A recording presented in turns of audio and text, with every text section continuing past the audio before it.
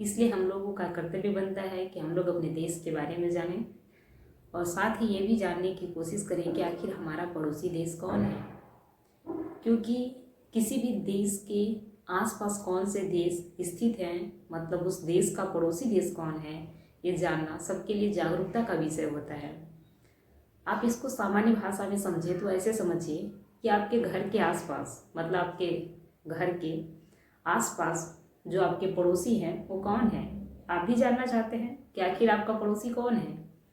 वैसे ही जब आप अपने घर के अपने आसपास जानना चाहते हैं कि आखिर आपका पड़ोसी कौन है, वैसे ही आप अपने देश के बारे में भी जानिए कि आपका पड़ोसी कौन है। आपके पड़ोसियों के साथ आपके संबंध कैसा है, ये जानना बहुत ही ज़रूरी होता है।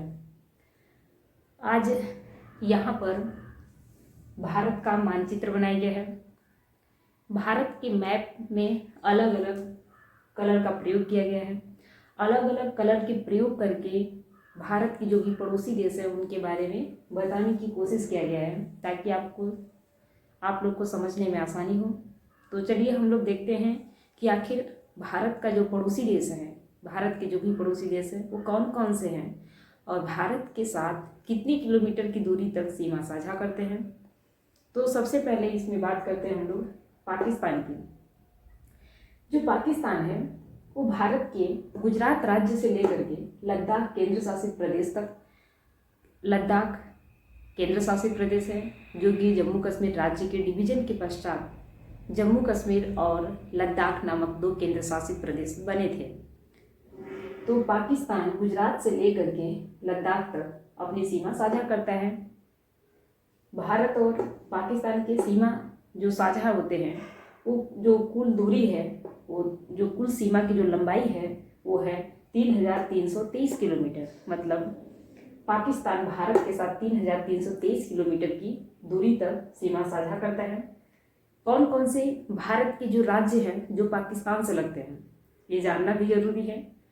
तो गुजरात, पहले नंबर पर गुजरात है, फिर दूसरे नंबर पर राजस्थान आता है, फिर यहाँ पर पंजाब आता है। पंजाब के बाद दो केंद्र शासित प्रदेश जम्मू कश्मीर और लद्दाख आते हैं, जो कि भारत के साथ, जो कि भारत का इतने भारत के जो राज्य और केंद्र शासित प्रदेश हैं वो पाकिस्तान के साथ अपनी सीमा साझा करते हैं। इसके बाद बात आती है अफगानिस्तान की। अफगानिस्तान जो कि 106 किलोमीटर की दूरी तक भारत के साथ सीमा साझा करता है। ये भारत की केंद्र शासित प्रदेश जो लद्दाख है, लद्दाख के साथ सीमा साझा करता है। ध्यान दीजिए, लद्दाख पाकिस्तान, अफगानिस्तान और चीन तीनों देश के साथ सीमा साझा करता है। जो लद्दाख है इससे लगता है अफगानिस्तान, जो कि अफगानिस्तान 106 किलोमीटर की दूरी तक भारत के साथ सीमा साझा करता है। भारत की जो भी स्थलीय पड़ोसी देश है उसमें सबसे कम दूरी तक सीमा साझा करने वाले देश की बात पूछे कि कौन देश है वो, तो अफगानिस्तान ही है। उसके बाद बात चीन की आती है। चीन यहाँ लद्दाख से लेकर के यहाँ से ऐसे होते हुए यहाँ तक उत्तराखंड तक, उसके बाद सिक्किम, उसके बाद अरुणाचल प्रदेश के साथ सीमा साझा करता है।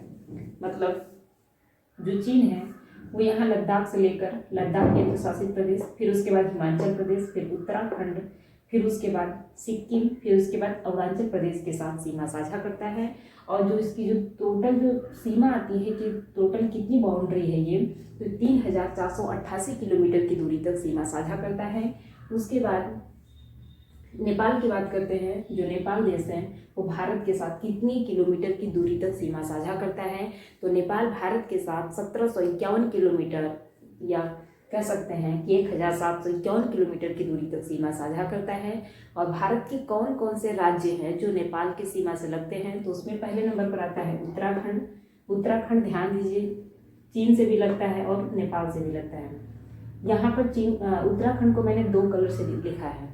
उत्तरा को काले पेन से लिख दिया है, इसका मतलब वो चीन से लगता है, और खंड को हमने ब्लू कलर से लिख दिया है कि ये नेपाल से लगता है। मतलब जो उत्तराखंड है वो चीन से भी लगता है और नेपाल से भी।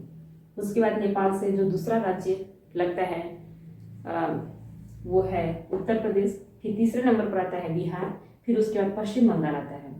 जो पश्चिम बंगाल है वो नेपाल के साथ भी सीमा साझा करता है और भूटान के साथ भी, और इधर नीचे बांग्लादेश के साथ। और उसके बाद यहाँ पर आता है भूटान।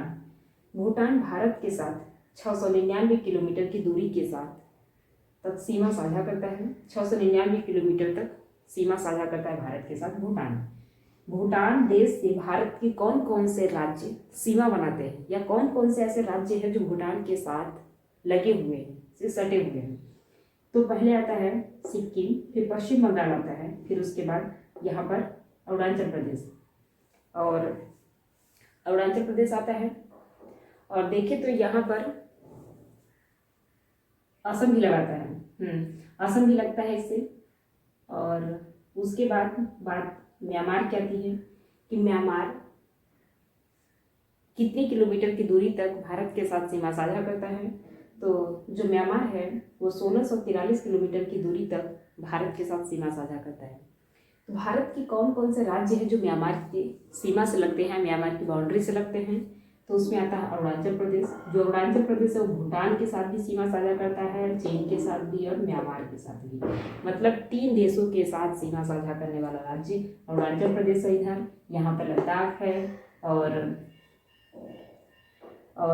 यहाँ पर सिक्किम है जो कि नेपाल, भूटान और चीन के साथ सीमा साझा करता है। मतलब 3 राज्य ऐसे हैं जो कि 3 देशों के साथ सीमा साझा करते हैं। म्यांमार अरुणाचल प्रदेश से लगता है, फिर उसके बाद नागालैंड से लगता है, फिर उसके बाद मणिपुर से लगता है, फिर उसके बाद मिजोरम से लगता है। और टोटल जो यहाँ तक की दूरी हो जाती है वो 1643 किलोमीटर की दूरी हो जाती है। उसके बाद बांग्लादेश की बात आती है।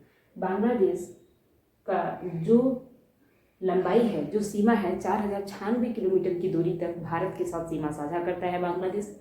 बांग्लादेश से भारत के कौन कौन से राज्य लगे हैं, अब इसकी बात करें तो बांग्लादेश से लगे हैं इधर देखिए पश्चिम बंगाल, उसके बाद असम, उसके बाद मेघालय, फिर त्रिपुरा, ये मिजोरम। इतने राज्य बांग्लादेश से लगते हैं, भारत के राज्य। मिजोरम तो 3 तरफ से बांग्लादेश से घिरा हुआ है, और ये भारत के प्रमुख स्थलीय पड़ोसी देश हैं। इसके बाद भारत के कुछ जलीय पड़ोसी देश हैं जो कि भारत के किसी स्थल से सटे नहीं हैं, लेकिन भारत के जल से नज़दीक हैं। मतलब उस देश और भारत देश के बीच में सिर्फ जल है, कोई स्थल भाग नहीं है। इसमें आता है थाईलैंड का नाम, इंडोनेशिया, श्रीलंका और मालदीव। थाईलैंड देखिए भारत यहाँ पर हो गया, या फिर अंडमान निकोबार द्वीप समूह जो भारत का ही हिस्सा है, इसके बीच कोई और देश नहीं है, थाईलैंड यहाँ पर है, इसलिए जाके भारत का जलीय पड़ोसी देश है। और ऐसे ही इंडोनेशिया है, और ऐसे ही श्रीलंका है, ऐसे ही मालदीव है। ये भारत के प्रमुख पड़ोसी देश हैं, जिसमें कुछ स्थलीय पड़ोसी देश हैं और कुछ जलीय पड़ोसी देश हैं। हम लोग इसकी लंबाई जान चुके हैं। अब हम लोग जानते हैं कि जो भारत की जो तट है, जो भारत तट है, भारत का जो पूरा तट है वो कितनी किलोमीटर तक है। तो अभी मैंने जैसे बताया कि पाकिस्तान का इतना, अफगानिस्तान का इतना, चीन का, नेपाल का, भूटान का, और इधर म्यांमार का, बांग्लादेश का, सबको जोड़ दिया जाए तो सबको जोड़ने पर आता है जो स्थलीय सीमा की लंबाई आ जाती है भारत की, वो भारत की स्थलीय सीमा की लंबाई 15,106.7 किलोमीटर आता है। क्योंकि बांग्लादेश 4096.7 किलोमीटर है, इसलिए यहाँ पर आ जाता है। इसका आंसर 15,106.7 किलोमीटर। इसको आप लोग पूरा जोड़ सकते हैं और जोड़ने पर ही आंसर आएगा। तो भारत की जब स्थलीय सीमा की लंबाई की बात करें तो जहाँ जल और स्थल का जहाँ मिलन बिंदु होगा वहाँ से लेकर के पूरी ऐसी लंबाई, पूरी लंबाई की बात करेंगे तो जो पूरी लंबाई है यही आता है 15,106.7 किलोमीटर। उसके बाद मुख्य भूमि की तटीय सीमा की लंबाई की बात करें तो 6100 किलोमीटर है। तटीय सीमा, जैसे ही तट शब्द का प्रयोग किया जाता है, तट का मतलब, तट शब्द का प्रयोग वहाँ पर करते हैं जहाँ पर जलीय भाग से लगा होता है। इसका मतलब भारत के उस क्षेत्र की बात किया जा रहा है जो कि भारत के उस वो वाले तट है ये जो कि जलीय क्षेत्र से लगते हैं। ये वाले जो क्षेत्र हैं गुजरात के पास से इधर से लेकर के ये सब जो यहाँ तक क्षेत्र है ये सब जल से लगते हैं, ये सब जलीय क्षेत्र से लगते हैं, मतलब जल से लगते हैं। इधर पूरा अरब सागर है इधर, और इधर बंगाल की खाड़ी है, नीचे हिंद महासागर है, ये सब। तो इन जलीय क्षेत्रों से भारत के जो तटीय क्षेत्र लगते हैं, तो यहाँ से गुजरात के पास से यहाँ से लेकर के पश्चिम बंगाल तक की बात करें और मुख्य भूमि की बात कर रहे हैं, या तो द्वीप हो सकते हैं, या फिर हम लोग यहाँ पर द्वीपों की बात नहीं कर रहे हैं, सिर्फ मुख्य भूमि की बात कर रहे हैं। तो जो मुख्य भूमि की लंबाई है वो टोटल है 100 किलोमीटर। उसके बाद द्वीपों सहित भारत की जो तटीय सीमा की लंबाई है वो 7516.6 किलोमीटर है। इसका मतलब जो भारत के जो मुख्य तटीय भूमि थी, इसमें भारत की जो भी द्वीपीय क्षेत्र हैं या जो द्वीपीय राज्य हैं, केंद्र शासित प्रदेश हैं, उसको इसमें जोड़ दिया गया। जैसे लक्षद्वीप, इसमें बहुत से द्वीप हैं, तो इसके जो तट, जो किनारे किनारे वाले जो पूरा तट का जो लंबाई कितनी है उसको, और ऐसे ही अंडमान निकोबार जैसे में जो छोटे छोटे द्वीप हैं, उस द्वीप में मतलब पूरे द्वीप के चारों तरफ जो लंबाई है उसको जोड़ दिया जाए तो पूरे तटीय क्षेत्र, जो तटीय क्षेत्र है और जो द्वीपीय क्षेत्र है, इसकी जो कुल लंबाई आ जाती है वो आती है 7516.6 किलोमीटर। अब हम भारत की कुल सीमा की लंबाई करें कि पूछें कि भारत के कुल सीमा की लंबाई कितनी है, तो इसका मतलब भारत की स्थलीय सीमा की बात कर रहे हैं, भारत के तटीय सीमा की बात कर रहे हैं और द्वीपों की भी बात कर रहे हैं। तो ये आंसर आता है, भारत की कुल सीमा की लंबाई 22,623.3 किलोमीटर, 22,623.3 किलोमीटर भारत की ये कुल पूरी लंबाई, मतलब पूरे तट, जितने भी तट हैं, द्वीप सहित मुख्य भूमि, स्थलीय, जलीय, सबकी बात की जा रही है। जो सबकी लंबाई है पूरी 22,623.6 किलोमीटर है, 22,623.3 किलोमीटर। और बस ये रहा भारत के बारे में, और मुझे उम्मीद है कि आप लोग इसके बारे में अच्छे से जान चुके होंगे। और वीडियो देखने के लिए बहुत बहुत धन्यवाद।